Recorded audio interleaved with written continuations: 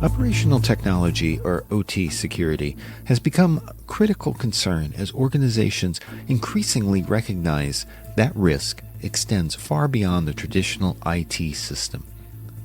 Modern enterprises rely on complex physical and digital environments, data centers, industrial machinery, energy systems, and supply chains, where components such as HVAC, fire suppression, and legacy control systems are essential to safety, uptime, and business continuity. When these systems fail or are compromised, the consequences can escalate rapidly, threatening human safety, massive financial loss, and organizational liability. OT and critical infrastructure expand the organization's security attack surface in ways that many people underestimate. Real-world examples, from data center HVAC failures that can destroy billions of dollars in assets within hours, or aviation manufacturing systems where incorrect torque settings can endanger lives, demonstrate that OT security is inseparable from operational safety and compliance. Even when attacks do not occur, organizations must be able to prove that systems operated within strict specifications. In a moment, my guest will highlight a growing awareness of supply chain risk in both software and hardware, as companies increasingly depend on third-party components. Understanding the provenance, configuration, and integrity of devices and firmware becomes essential. At the same time, legacy OT systems, often unpatchable and built on insecure protocols, force organizations to rethink traditional security models. This is a story of how OT security is fundamentally different from IT security, yet effective protection requires visibility across both IT and OT, contextual threat intelligence, and pragmatic risk management that prioritizes resilience and accountability over perfection. I'm Robert Famosi. This is Error Code.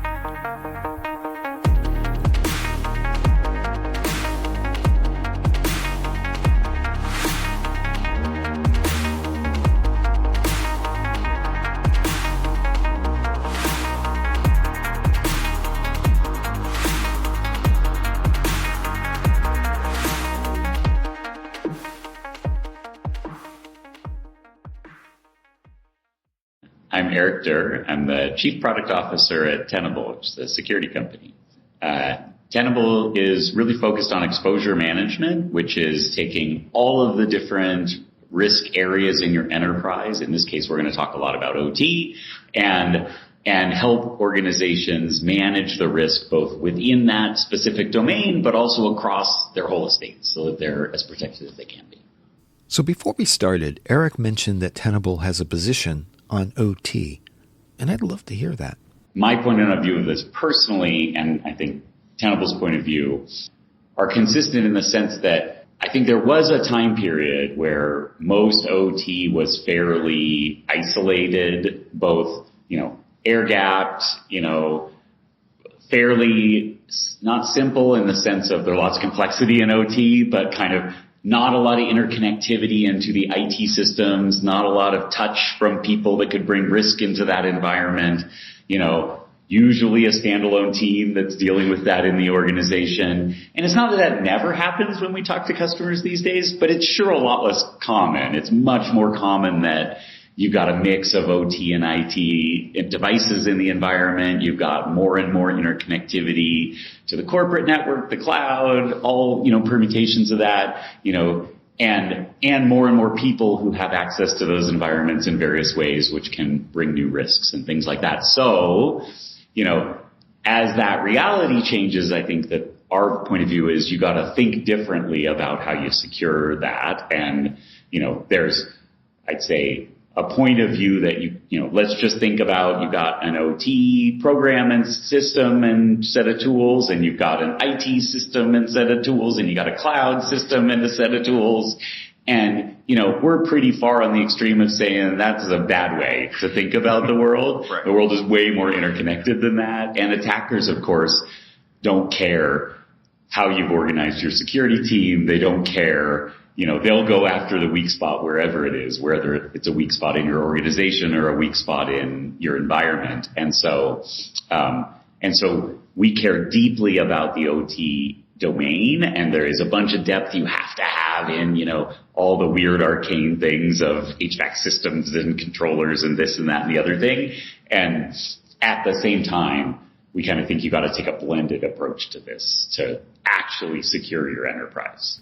So with this blended threat I hear a lot about, he's not talking about the OT IoT crossover. I think the way I think about it is there's OT specific software, right? We have pieces of OT specific software. There's scanners that are scanning, in certain ways for certain kinds of equipment, and you've got to, understand the equipment and know what it means. And, there's a lot of that kind of complexity. That data then has to come into a data lake that also pulls in data from your IT systems and also pulls in data from your identities and, and your network and, a bunch of other interesting areas. And this is where, not all customers are equal. It really does depend on how your environment is set up, and it does depend on what kind of organization you are. And, and oil and gas tends to look very different from, a retailer that's got a bunch of OT and, stores, around the world. But I would say the general trend for us is, hey, more and more of this stuff is getting interconnected. And that's both important on the attack side, that there's attack vectors that exist because of that. But it's, I'll say, even more important on the mitigation side. So, one of the things we can do, because we kind of have the broad sensors that allow you to go pull a bunch of this data across your enterprise and then bring it together into one data lake, and then, analyze it and reason about it and things like that. There's a bunch of really common situations where we say, okay, there's a known vulnerability that's on this controller. It's not feasible to go update that tomorrow.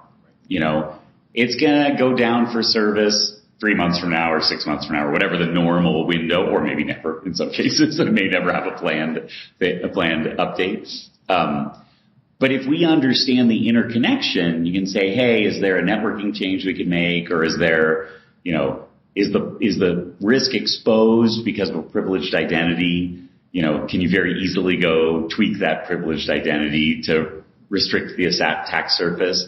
And so I think this kind of cross visibility matters a ton on understanding the different kinds of attack, but also then very quickly mitigating. Another shift kind of broadly in the industry is going from, we can list all of the things that could ever be wrong, which no security team I've ever met has the budget or the time to go mitigate every single one of those things, certainly not at the same time, to, hey, not just prioritize, yes, you need to do that, but also, figure out how you break the attack chain. And if you can break the attack chain, that certainly buys you time. And for a lot of organizations, that's all I care about. I broke the attack chain. I'm not interested in theoretical risk. I'm interested in concrete risk. I'm wondering if Eric has a time frame where OT became more relevant. Is there a point when the industry started to focus on this because of new attacks? If I zoom out for a second, there's always this interesting relationship between kind of what's been in the news lately, what are the common kinds of attacks or, attack targets if you look broadly at, a large set of attacks over a period of time. And then the third dimension, what a responsible organization should do to protect their crown jewels, right? And they're not unrelated, right? But, if all we did is say, we're just going to go protect the things that are most of the attacks, we'd still all basically be doing MFA. And that's it, right? And sadly, there's still a whole lot of organizations out there that don't have MFA completely rolled out, and they're thus at a whole lot of risk as a result of it, right? But I think, you look at cloud security as an adjacent, but I think interesting example. relatively few cloud attacks, or at least public cloud attacks. But you look at how much spend there is in cloud security, it's many billions of dollars of spend on cloud security. And I think that's appropriate. I think that, and it's appropriate because of the criticality of that piece of infrastructure to the functioning of the business. You can, I mean, insurance is maybe a dirty analogy, but at some level, it's like you're irresponsible if you as an organization are not protecting some of your biggest assets. Zooming into OT, again, it depends on the company, but an oil and gas company, oh my gosh, if their OT network goes down, that's everything. Probably for that company. If you're a retailer and things go down. I mean, one of the things I was going to bring up is we've seen a tremendous amount of traction over the last couple of years in data centers. And, yes, I don't think most people think about data center as an OT battleground, but it turns out they're a really complex mix of OT and IT and IoT. And of course, the data centers have been exploding for a long time, and then this little AI fad we're in the middle of sure seems to be accelerating that more. So we're working with a whole bunch of different customers of various types, and bringing in our OT solution, but also really this comprehensive solution, because you say, look, great, you protect the OT of the data center, but you don't protect the IT. How does that help me? We're talking about HVAC. We're talking about fire systems. We're talking about all of those different things that are part of a data center. A lot of people don't think about that, and that's a risk. Two funny stories, funny in the perverse security mindset of what's funny, right? But a bunch of years ago, I worked at Microsoft, and I was never particularly close to the data centers at Microsoft, but at one point, someone shared a nugget with me, which was, they asked me kind of in the form of a riddle, what do you think happens if the HVAC systems fail for, an hour? And I was like, I don't know, probably nothing, probably not much. Turns out, no, that's not the answer. And I don't remember the exact, but it was like, sure. And in an hour, the temperature in the data center goes from, a cool 65 degrees to 95. And in another hour, it goes to 120. And guess when all those parts fail in those machines? And it was like, you got an hour or two of grace to resolve something. And it was such an eye-opening thing for me to kind of think about, oh man, and these, billions, tens of billions of dollars of assets for an organization, that's just, it's such an interesting thing. The second one, I just have to generalize this to protect the innocent, but I was talking to a CISO for a airline type, made parts for airlines. And they were, interested in a bunch of this is a previous company, but they were interested in a bunch of kind of analytics and tooling and things like that. And they were kind of describing some of their OT challenges that they had and talking about how they needed to, they have these powered, I don't know what to call them, like a wrench basically, but, a socket set basically, right? To, put some of these complex pieces of, airline machinery or airplane machinery together. And he was describing a bunch of the requirements of what they do. They have to be adjusted to this tolerance, and we need that data, and it needs to go in this system, and, and I was kind of just really scratching my head and kind of like, how is this a security problem? Like what, and why are you so worried? Like, it might be interesting, but why is this a security problem? And he just said, look, if a plane goes down, there's a tremendous amount, obviously a horrible thing, but, tremendous amount of liability associated with that. We have very clear specs on how tight each bolt needs to be made. Mm-hmm. So there's kind of two things. One, attack vector. If someone gets in and messes with it, so now these bolts aren't tightened to the right thing, that could really put a lot of people's lives at risk. That would be horrible, right? We don't want to do that. Okay. And I'm like, okay, I understand now. I'm on board, right? But he also said, but let's say that doesn't happen, but something bad happens. We need to be able to prove that that wasn't the problem. We did tighten everything to the proper tolerance and things like that. And so I think just these examples were very helpful for me to kind of think about just how complicated the risk profile and attack surface is in OT, and just makes me want to, another example of where the more you can bring that data together, right, the more you can reason about and better protect, your enterprise. I often think of automotive, where everything is known down to the specific nuts and bolts in the car. And all that comes back to liability in the mechanical days of car manufacturing. The airline industry is the same way. You tighten a bolt with a certain amount of tension and influence, and maybe it's too much or too little. Are other industries starting to pay attention to the supply chain and the fact that they don't make everything, but they still consume it and they're ultimately liable? I do think so. I mean, obviously software supply chain is something that, people have talked about for a long time. It's funny. I was just earlier today talking to somebody about, in a previous life, I led the incident response team for Microsoft and led Microsoft through the SolarWinds, how Microsoft reacted. And one of the things I was talking about in sharing that story was how, that wasn't the first, supply chain kind of attack, but it certainly was one, I think, that got the industry to wake up more and say, we need to increase our aperture of what we should be worried about from a risk perspective and start having strategies and mitigations for how we're going to manage that. It's on the physical side, not a topic I've thought about as much. There's H-bombs, the hardware bill of materials. I don't know how helpful they are, but at least knowing the pedigree of the pieces coming into your environment and whether the firmware has been checked, that's a totally different matter. If I generalize it, and of course I'm biased through the lens of kind of how we help customers today, but, a lot of the things you do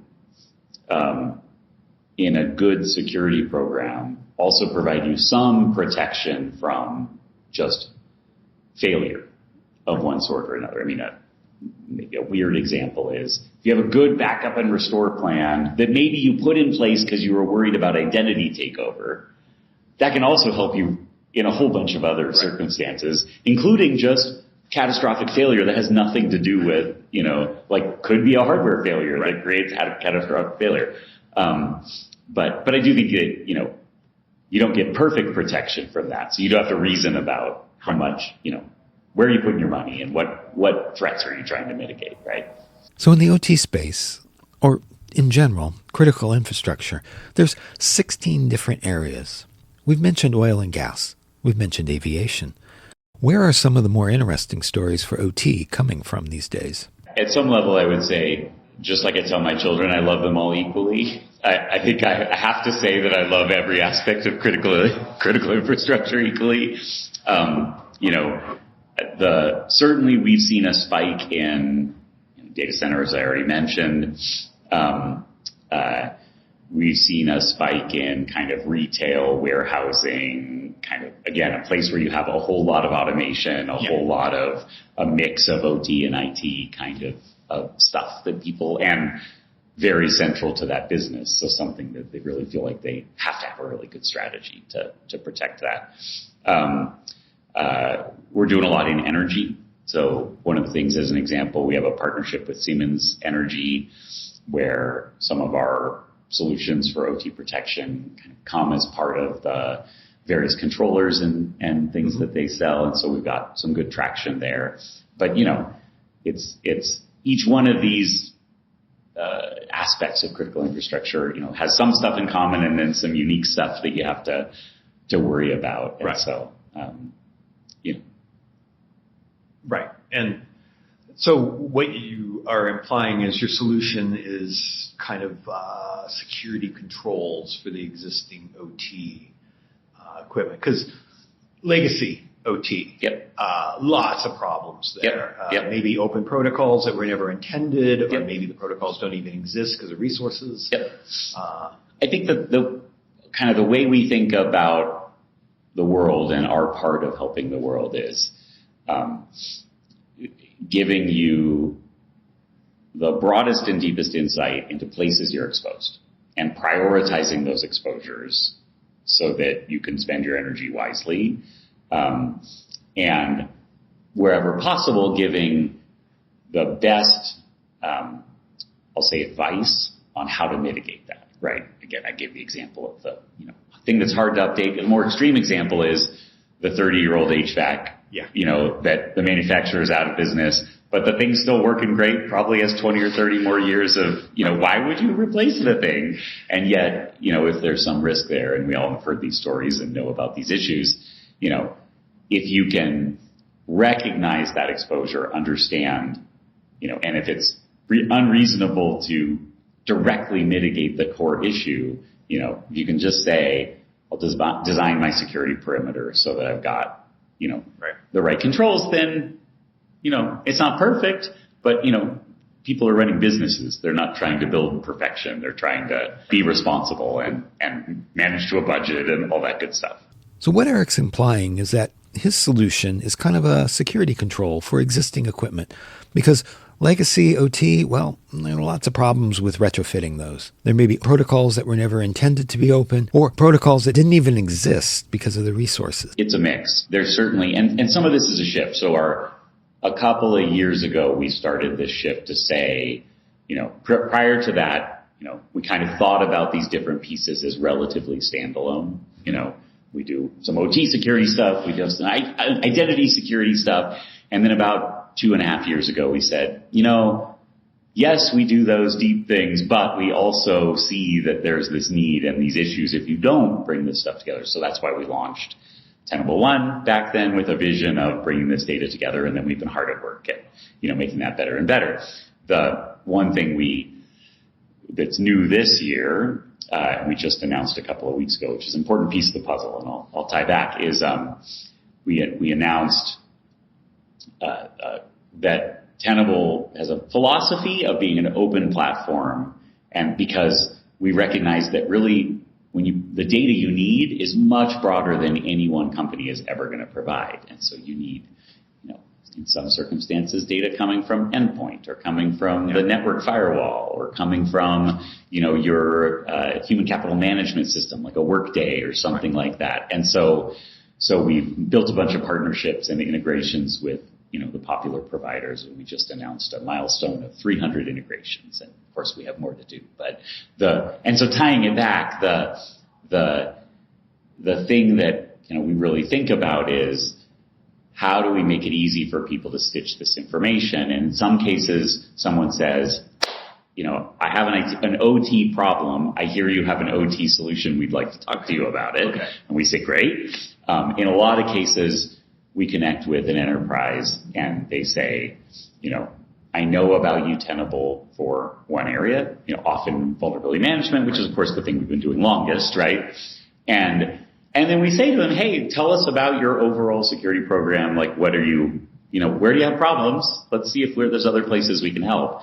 And in a lot of those conversations, someone will say, oh, I've got this OT problem. Here's what I'm doing. Here's what I don't like about it, Right. And so, it's a real mix, but I kind of, and of course, customer is always right. So, if the customer says, I don't buy into this, or my environment really is so air gapped, and so, I'm really confident in how I've designed this so that I don't worry about the intermixing of, then great, we can still help you, right? It's just increasingly that's not the norm.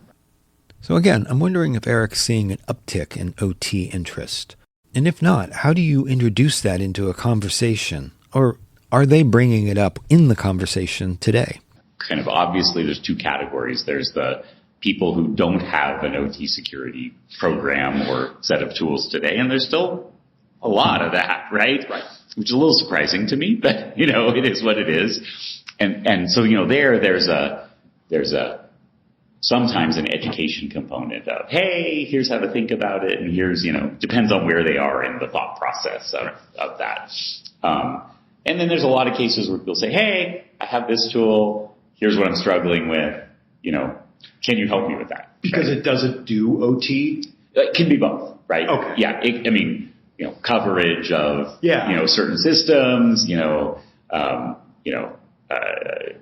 depth in, threat intelligence and correlating that with, like one of the big things, here in OT, like in a lot of parts of security, is it's super helpful to know, what kind of attacks come from what kind of, actors. Like, obviously Iran's been in the news a lot. Iran is relatively well known as liking to target, OT. Mm-hmm. And, we actively track, various actors and actively track, these things. There's about 30 vulnerabilities that, known vulnerabilities that the Iranian threat actors are known to use.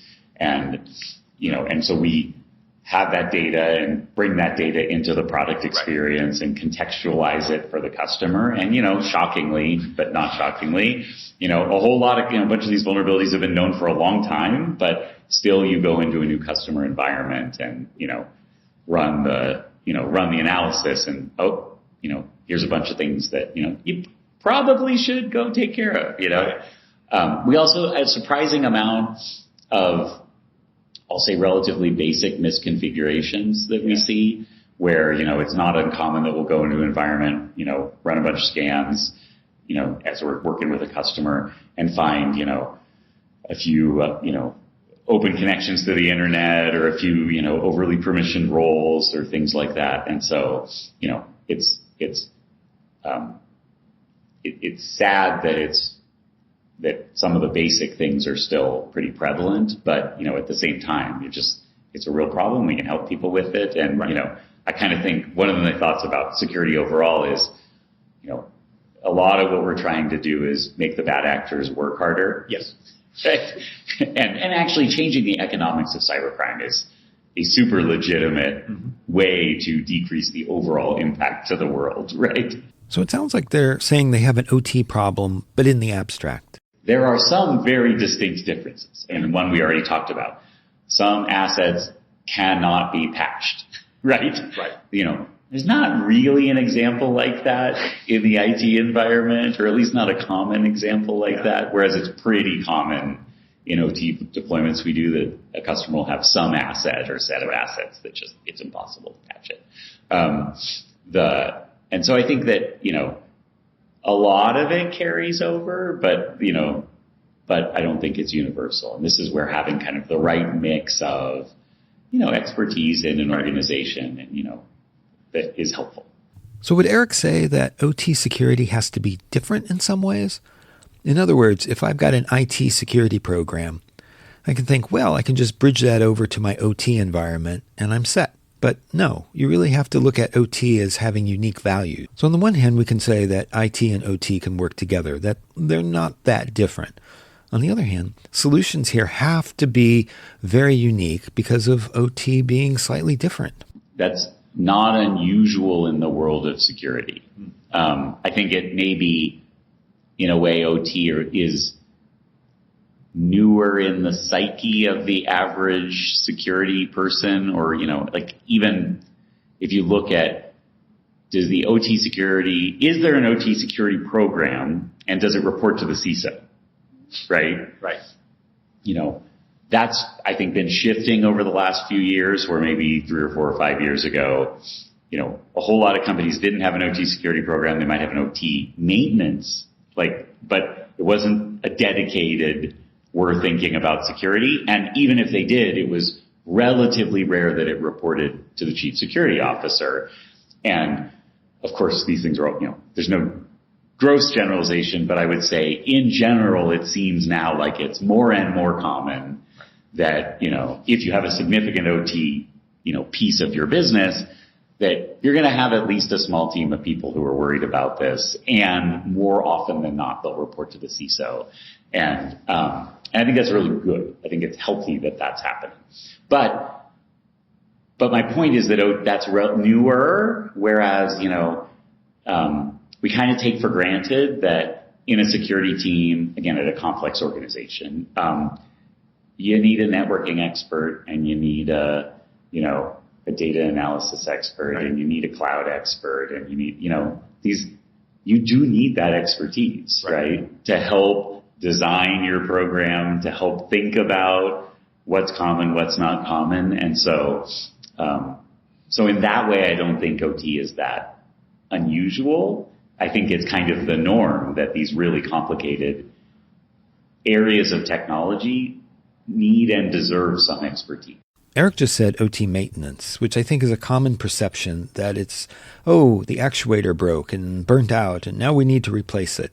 There's no security awareness about what caused that actuator to burn out or why you're replacing something and how it could impact other systems. Or the maintenance person who shows up every, X months to do some scheduled maintenance was just in a, Starbucks cafe on the public Wi-Fi doing who knows what on that laptop and then plugged that laptop into your nicely air-gapped or nicely protected OT environment. Right. And what happened, right? And, that's both a theoretical risk and we do sometimes see stuff like that being a problem. So short of having actual demonstrable damage as a result of an OT attack, how do you raise awareness? Again, I think there's a mindset that it's just the conveyor belt. What could possibly harm us with a conveyor belt? Have the attitude that creating fear and panic is a helpful way, and, it might be sometimes a helpful way to sell some stuff, but I just think that's, it's not my cup of tea. It's not Tenable's cup of tea. I would say, for the most part, we don't really worry about telling people they have a problem that they don't already know that they have a problem for. No. If that makes sense, Mm-hmm. And a little bit of that is philosophical. A little bit of that is, we got lots of great customers engaging and more engaging every quarter. And so, why would we bother going and telling someone you should worry about OT when they're not already worried about OT? Right. And it's always a little, there's always a balance of, we're here to help, right? We're not here to tell people what their security program should look like or what their priorities should look like. So, there's a fine line there. If someone, I have a lot of OT. Well, are you worried about that? Do you feel like that's under control? Where does that fit in your overall, priority list of things you're trying to work on? But we're not gonna go much further than that.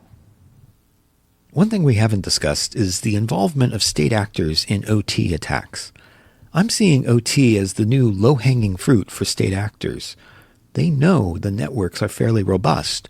They're going to look for something that's not defended very well. Let me pull the thread of because I think you pulled a good thread. We didn't touch on much because I think in most of the conversation I was talking about it through the lens of, kind of a public business that, is thinking about dollars and cents and ROI and things like that. And of course that is a big chunk of the market, but you're right to talk about,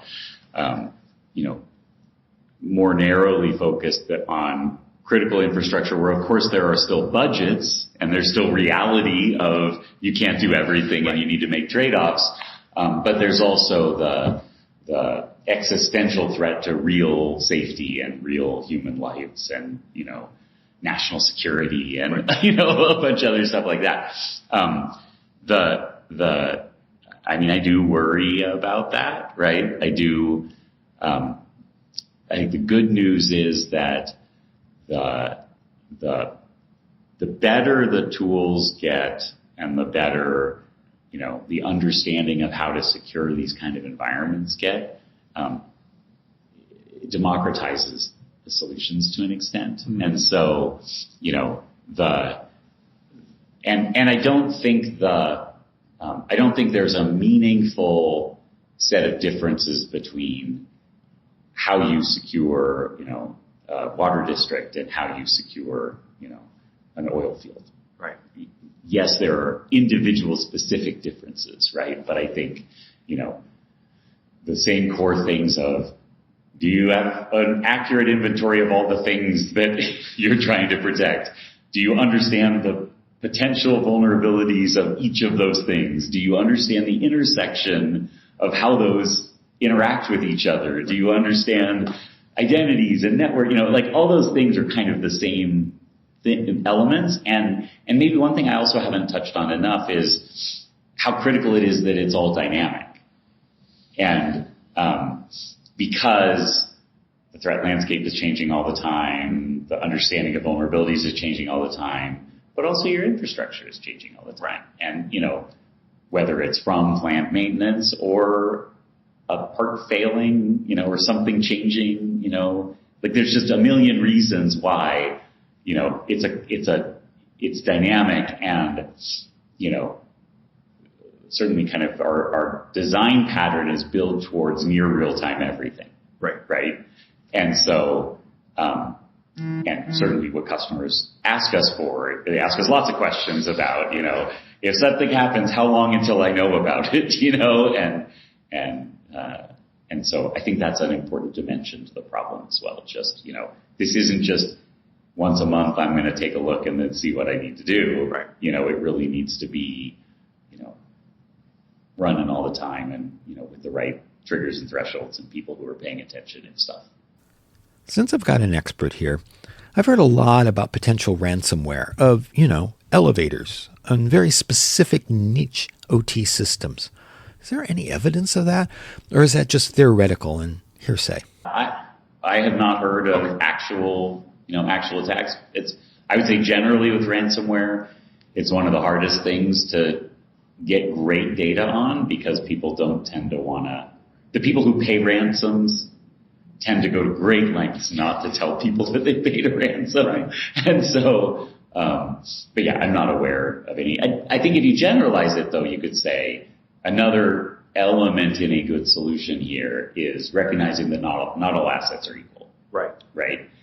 And I think there's a very good line of thought in a, mature program around OT that would say, these are, highly sensitive assets, and there's multiple, safety is one of those dimensions of why something may be highly sensitive. And so, the right program and the right set of tooling can have, respond differently depending on, okay, this is a new attack that's possible because of whatever, because of a new threat that's been discovered or because of a change in your configuration that now puts this, in this example, the elevator, this is now a target, that it wasn't yesterday. You should really do something about that. I mean, the concept of a threat model, we're going to think about all the things that could go wrong, and then we're going to build a plan around, which we think are most likely or most bad if they happen. Hey, if you're enjoying Error Code, tell a friend. I'm sure there are other people out there who like narrative information security podcasts. And I'd really like to hear from you. Go to errorcodepodcast.com to get more details. And tell me what you like, and even what you don't. I've got some great episodes coming up. We'll have more on Volt Typhoon, Salt Typhoon, and hacking utilities supply chains. Subscribe today. I don't want you to miss out.